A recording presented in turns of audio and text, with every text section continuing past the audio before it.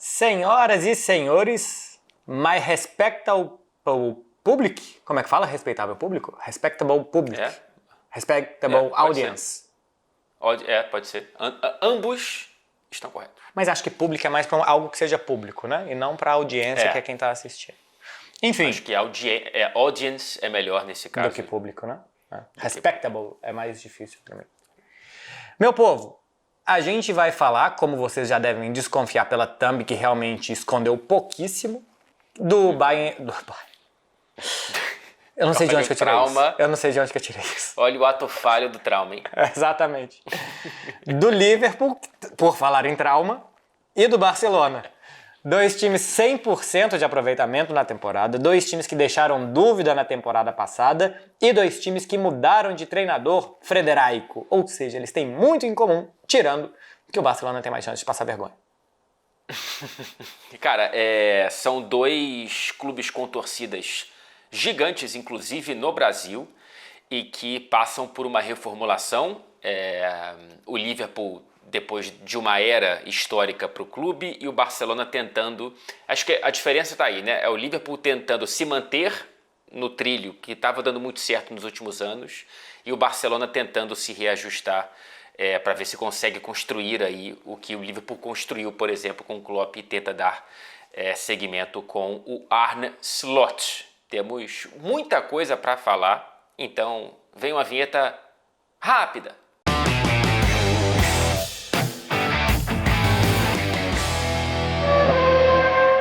Fred, é o seguinte, começando com o Barcelona e apontando as mudanças em relação à temporada passada.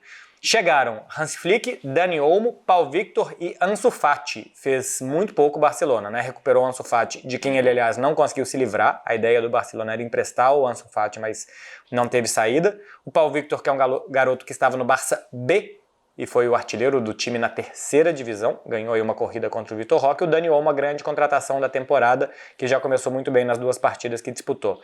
Saiu muita gente. Gundogan, Vitor Roque, os Joãos, Cancelo e Félix, Marcos Alonso, Sergi Roberto, Oriol Romeu, Mark Gil.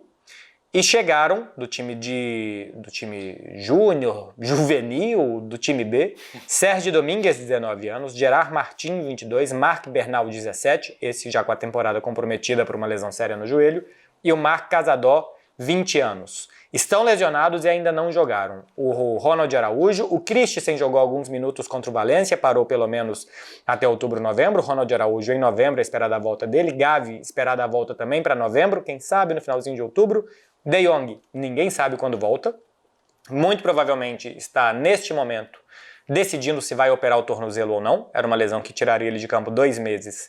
Já chegamos quase a 6 depois da data FIFA e ninguém sabe o paradeiro dele, quando vai se recuperar, se vai se... Bom, vamos chegar a 5.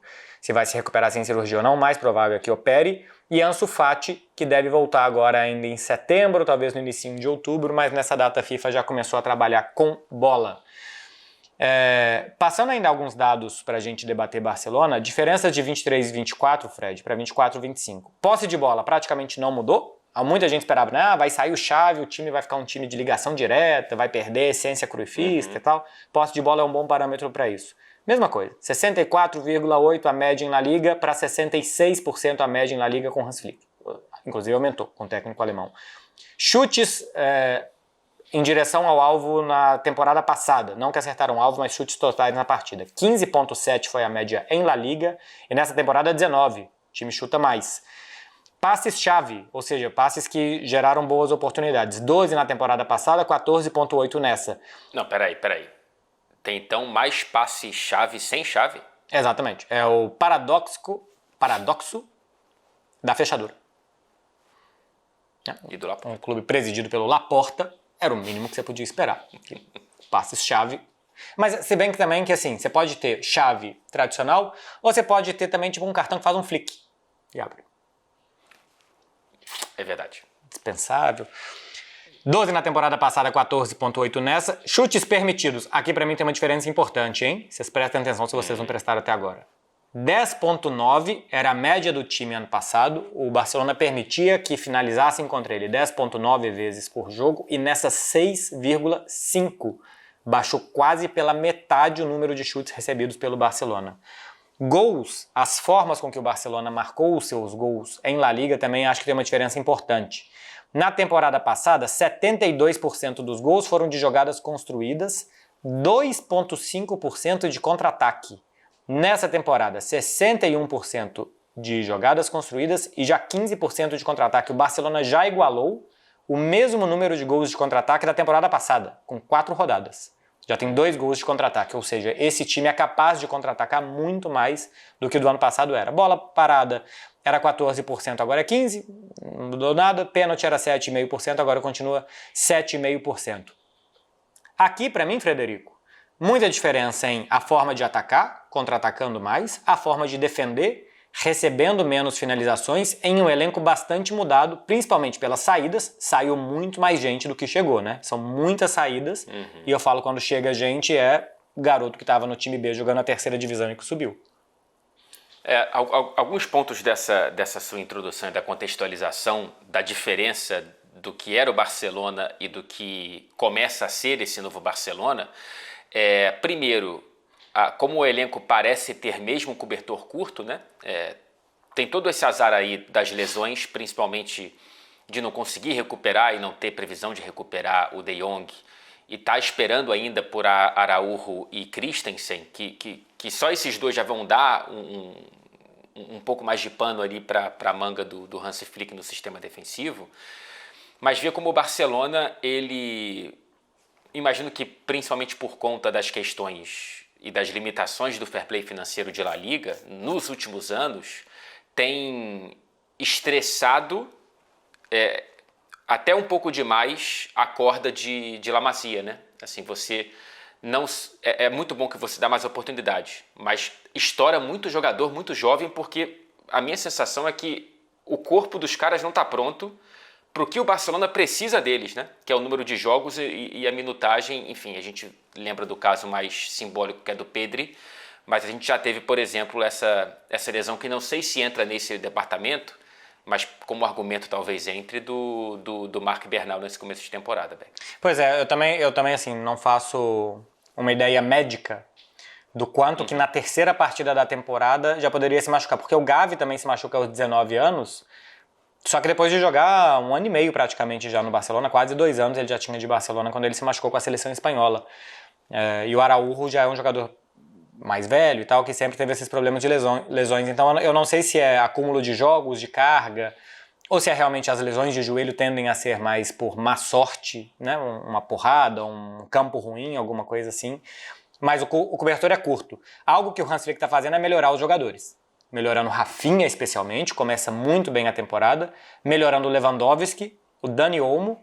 O Lamine Yamal, esse naturalmente está melhorando, está mais forte. A sensação que ele está mais forte, está arrancando mais, está tomando melhores decisões. Assim, ele está de menos altos e baixos, os baixos estão menos baixos e os altos continuam bons como da temporada passada. O Pedri também mais participativo. Ou seja, já que ele não tem muito mais gente para agregar, o que ele tem que fazer é melhorar o que ele tem. E por enquanto ele conseguiu. O Barcelona jogou muito bem, realmente, a gente vê pelos dados, ataca melhor, defende melhor, faz mais gols, varia mais a sua forma de fazer gols. É um time menos plano do que da temporada passada. Só que, do que eu falei aqui que tem para voltar, não tem para voltar nenhum atacante. O Barcelona tem para toda a temporada de opção de banco de reservas para o ataque, Ferran Torres, Ansu Fati, Pau Victor e Firmín Lopes. É muito pouco que o Barcelona tem para mudar um jogo de Champions, Barcelona e Manchester City, 1-0 para os caras. Você vai colocar o Ferran e o Firmín. É muito pouco, sabe, que tem assim de capacidade o Barcelona de mudar jogos. E a mesma coisa na defesa, porque os zagueiros estão todos, especialmente nas laterais. Para mim é o grande problema, tá? E outro grande problema do Barcelona é o seu rival. Você competir com o Real Madrid é muito difícil, porque você tem o melhor time do mundo hoje, pelo menos ao lado do Manchester City, como um rival que até começa a temporada falhando um pouco mais, mas a tendência é que se acerte e você vai ter que seguir o ritmo de um rival tão bom. E claro que a comparação é a comparação midiática e a pressão da torcida, esse tipo de coisa. Então talvez esse Barcelona não seja para agora. Talvez seja muito natural esperar que esse time daqui a 1 ou 2 anos, com um pouco mais de fair play, possa trazer outras peças-chave. e que esses jogadores que estão subindo agora fazendo sua primeira temporada, talvez a segunda aqui, evoluam e que daqui a 2, 3 anos esse time possa brigar, talvez de igual para igual com o Real Madrid. Só que... Outros 3... perdão. Não, só que nesse clube não existe 2, 3 anos, né? Esse clube existe, tem que ganhar para amanhã porque a pressão já é muito grande. Pois é. É uma diferença gigante, por exemplo, de Premier League, né? Que você entende que haja uma rotatividade. Nos últimos anos teve menos, né? Mas você pode dar 2 passos atrás, existe pressão, mas não é uma faca no pescoço, porque no caso de Barcelona e Real Madrid, tudo bem que tem um Atlético, mas pro Barcelona o antagonista é o Real Madrid, né? Então, se você estiver mal, normalmente quem vai ganhar é o Real Madrid.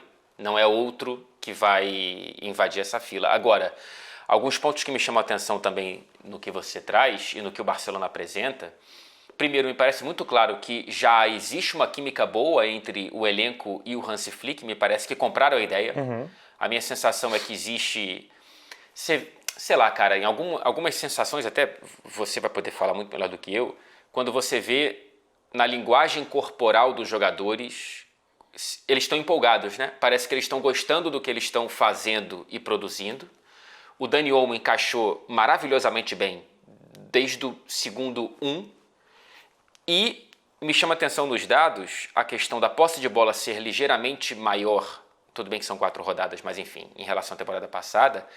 Mas os gols de contra-ataque saírem. Então é o Hansi Flick com posse de bola, com um cruyffismo, se quiser chamar assim, mas também com a questão alemã da transição direta. Né? Teve alguém daqui de Barcelona que tuitou esses dias, ou Treadzou, é verdade. não sei exatamente mais como falar absolutamente nada, que mais do que, assim, chama atenção isso, o Rafinha, o Dani Olmo, o Lewandowski, como esses jogadores estão bem, mas tem uma coisa que chama a atenção dele, que depois que ele falou eu também percebi, como o Barcelona está defendendo bem com a bola e como está atacando bem sem ela. Quando o time não tem a bola, ele está prontinho para morder e atacar, e quando ele tem a bola, se ele perder, ele não está exposto. Então, a temporada é muito longa, vão vir os jogos mais difíceis, ainda podem vir mais lesões, esses jogadores não podem se resfriar, não podem ficar suspensos porque praticamente não tem outros, mas isso tudo chama atenção. E para mim o que mais cresceu nesse início é o Rafinha. O Rafinha tá endiabrado. Os 2 primeiros jogos dele contra Valência e Atlético Clube de Bilbao já tinham sido muito bons, especialmente contra o Atlético, só que sem números. O número de gol e assistência, ele não deu gol nem assistência porque acabou que não aconteceu. Aí no segundo jogo ele deu uma assistência, no terceiro jogo, perdão, ele deu uma assistência, e no quarto jogo 3 gols, 1 assistência, fora os apavoros. Assim, foi 7-0 contra o Valladolid, Fred, com 2 bolas na trave, 1 gol anulado e 4 gols perdidos. Se tivesse sido, avalanche, né? Se tivesse sido um 10-0, não era exagero. Foi um jogo para 10-0, assim. Foi Barcelona há 8 anos não fazia um 7-0 e tinha sido no Hércules, um time de segunda divisão. E eu não via o Barcelona criar com tanta facilidade há muito tempo. Vamos ver. Assim, a parada vem num momento muito ruim, porque esse time, quando começou a embalar agora, 15 dias, seleções, vamos ver. Mas, por enquanto, como diria Van Gaal, tudo positivo. Eu estava pensando aqui também, Beckler, se você posta no Blue Sky, você ainda está vivo? Acho que sim, porque postar do céu é algo que todo mundo faz hoje em dia. Chico Xavier passou a vida inteira desenvolvendo essa rede social. É verdade. O que ele pôde fazer... Um vanguardista. É claro, ele foi uma pessoa que podia ter facilmente trabalhado no Vale do Silício. Prefiro Uberaba, é verdade. Ele fez a opção por Uberaba. Ele podia ter desenvolvido aí uma rede social mediúnica, que não ia se chamar Medium, inclusive, porque já existe. Verdade. Se comunicar. Já tem os naming rights aí, né, assegurados. Mas ele podia ajudar as pessoas a se comunicarem com seus entes queridos e, quem sabe, parar simplesmente de receber mensagem, a pessoa fica desesperada. Cadê o meu marido que morreu? Cadê o meu marido que não me mandou nenhuma carta? Desculpa, senhora, a senhora foi bloqueada. Ser bloqueado no Blue Sky deve ser triste. Deve ser muito complicado. Ele foi comprar um cigarro. Você acha que vende cigarro no céu? Não vende. Ah, não é lugar de cigarro, não. Cigarro não é coisa de Deus, não. A gente se perdeu o quê? Eu acho que a gente se perdeu, Marcelo Beck. Você tem mais alguma consideração para fazer sobre o Barcelona ou já podemos passar para a segunda metade do programa para falar um pouco de Liverpool? Já passamos de Barcelona, vamos pro Out of Barcelona, vamos pro Liverpool.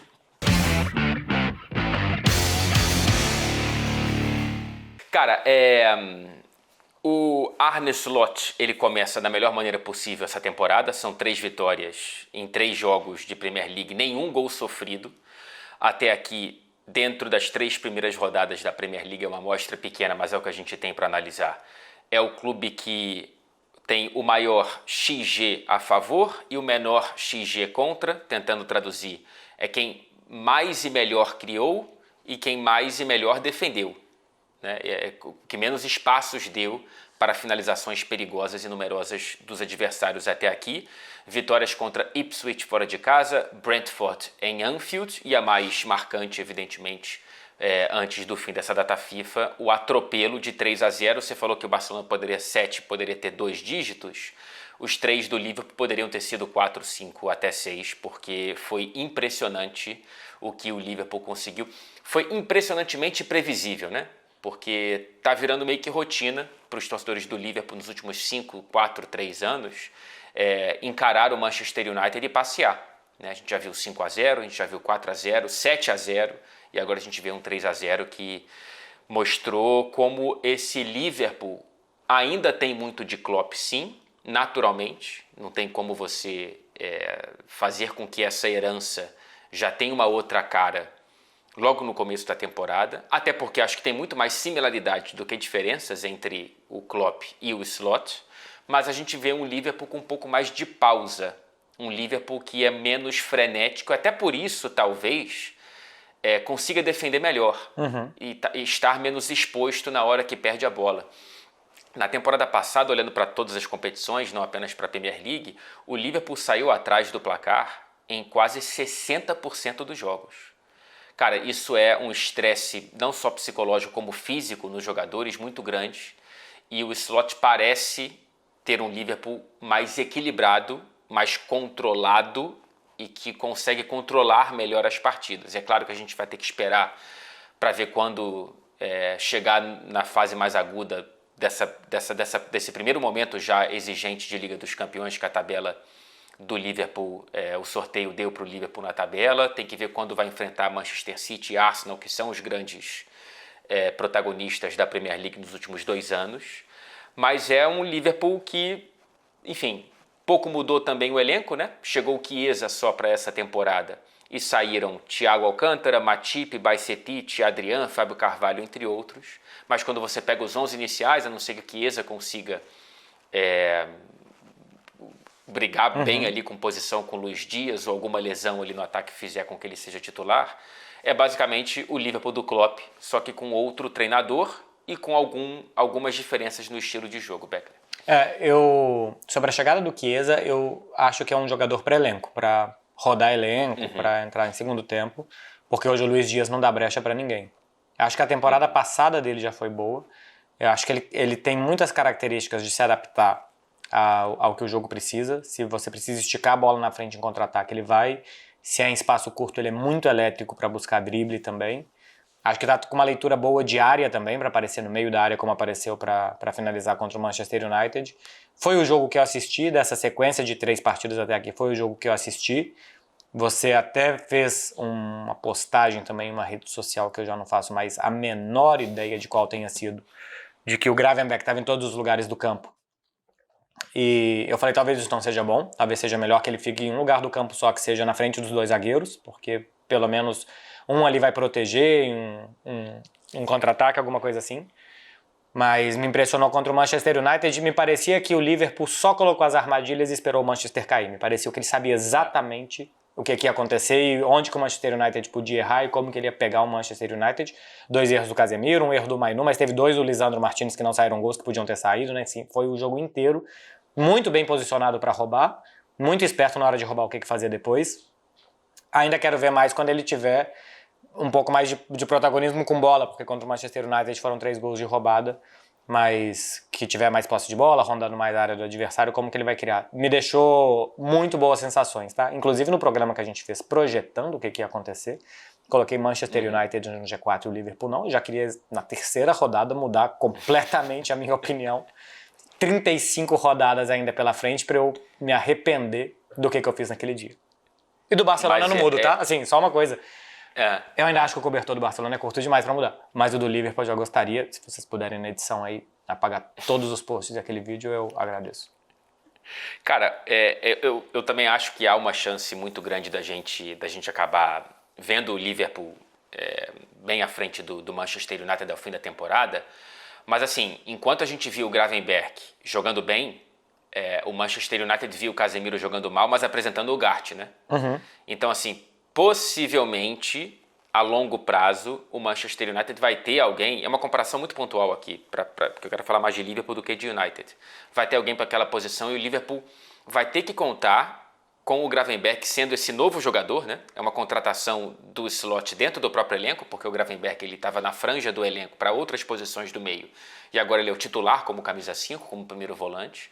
Porque se não for o Gravenberch, vai ter que tentar, não sei, mais uma vez ver se o Endo consegue entrar bem ali, ou tentar apostar como o Klopp apostou em certo momento da última temporada, o Curtis Jones fazendo a primeira volância, ou o McAllister, que nunca pareceu 100% confortável. Então, o meu único porém com o Liverpool, apesar de todos esses primeiros sinais muito positivos, é entender como que esse elenco vai se adaptar a naturalmente o que vai vir pela frente, que são lesões, suspensões, convocações.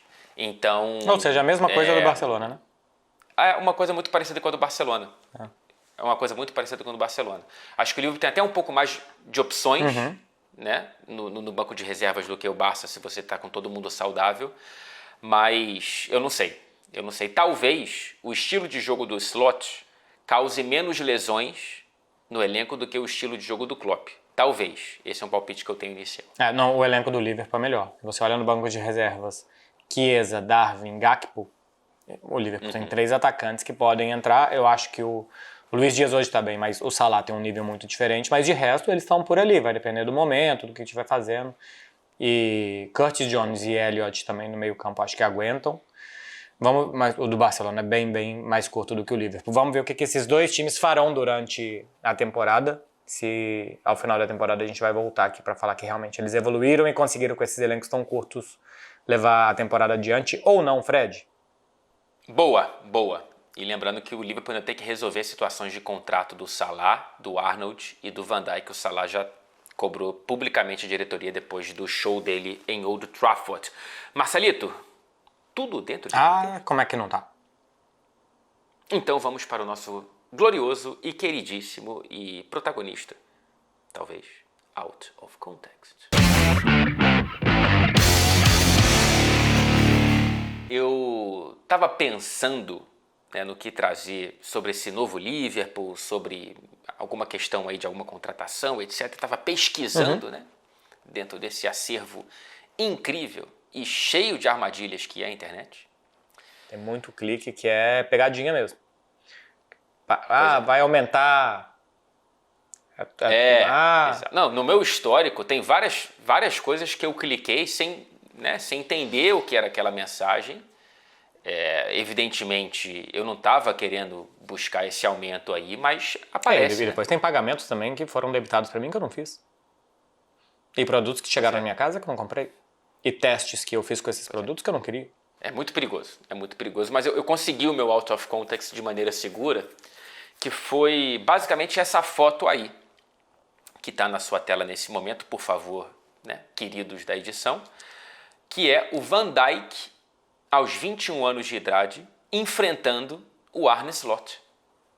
Então, o novo treinador do Van Dijk, algum tempo atrás, mais de uma década atrás, ele estava como um rival e ainda enquanto jogador no campeonato holandês. O Van Dijk ele estava no Groningen, se eu não me engano, é assim que se pronuncia, é o Groningen, enfrentando o time do Arne Slot, que era, se eu não me engano, o FC Zwolle, que agora mudou de nome e chama-se PEC Zwolle.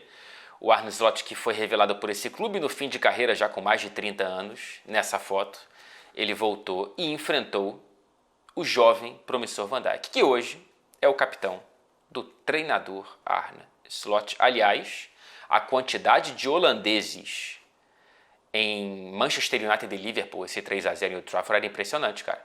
Era Ten Hag, Van Nistelrooy, que é o novo assistente do Ten Hag, possivelmente o futuro treinador do Manchester United depois do Ten Hag ser demitido, se isso vier a acontecer.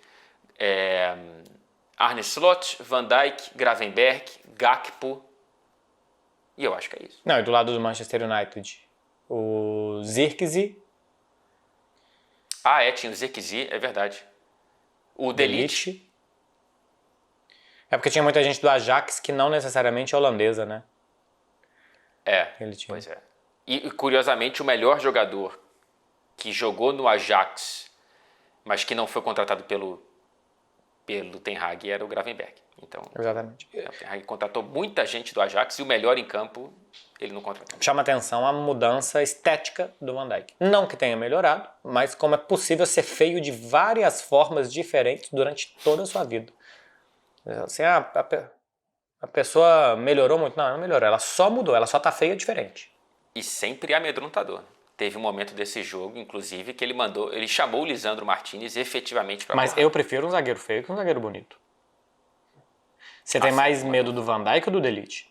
Mas o De Ligt também não é bonito, não. Não. Pô, ele tem umas pernas. É verdade. O Van Dijk também. Tem mais medo do Sérgio Ramos ou do Piqué? Do Sérgio Ramos, definitivamente. Olha só, meu out of context é o seguinte. Teremos na Liga dos Campeões Barcelona-Bayern de Munique. Mais uma vez, o jogo vai ser em Barcelona. Lembrando, para vocês não é mais ida e volta. Então, um dos adversários que o Barcelona vai enfrentar em casa é o Bayern de Munique. E eu fui na semana passada a Montjuïc, antes do Barcelona jogar contra o Valladolid, perguntar para os torcedores do Barça o que eles achavam e qual adversário eles mais tinham vontade de encontrar. E o torcedor do Barcelona está bastante otimista.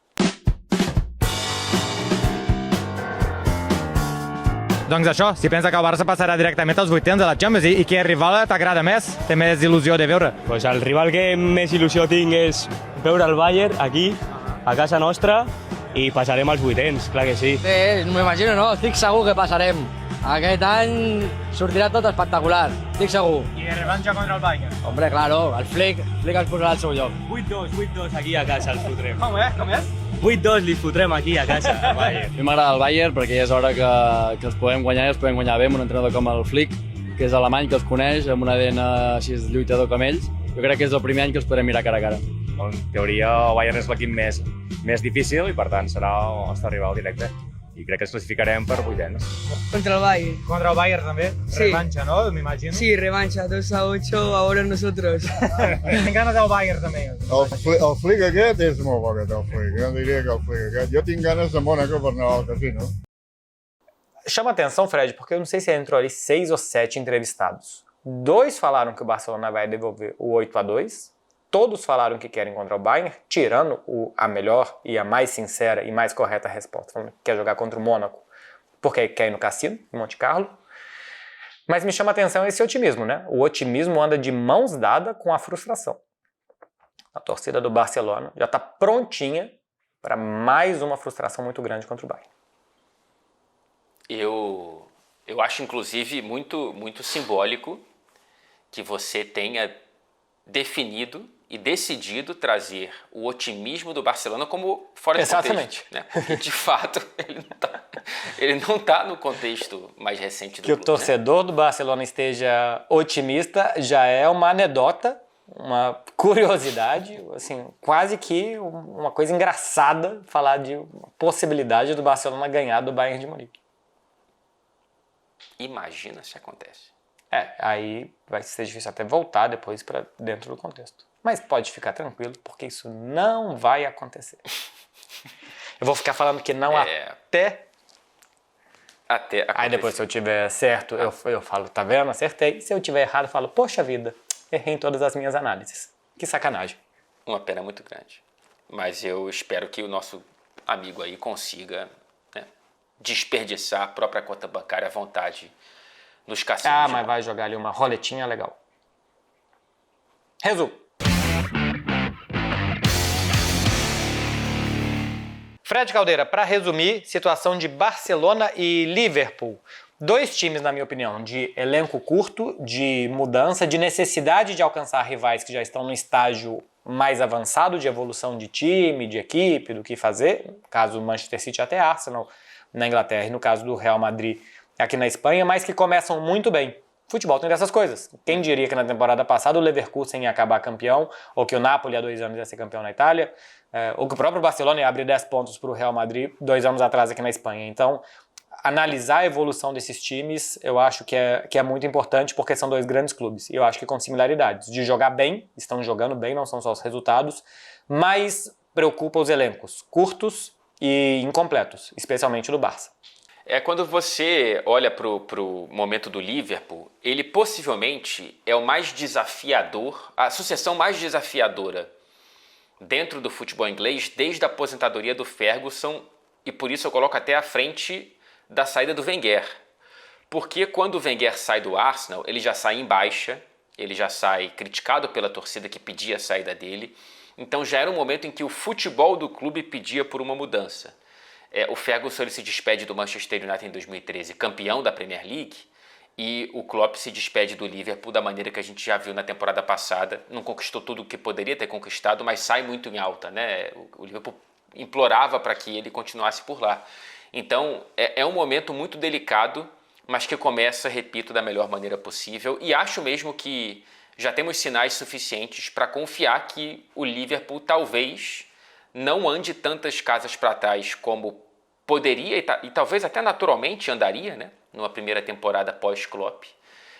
Ou talvez até ande para o lado ou até mesmo para frente. Mas olho nesses 2 trabalhos que eu acho que são interessantes. Já começam de maneira interessante para até talvez surpreender, né?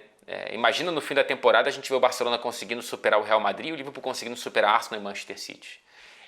É muito difícil ainda, né? São evidências muito curtas que a gente tem, mas pode acontecer. E olho também no botão de like, para vocês apertarem agora, não errarem onde vocês vão apertar. E para o próximo programa, Fred Beckler, na semana que vem, vão voltar terça-feira às 11 da manhã, Frederico, para explicar alguma coisa. Um beijo para você e para você também.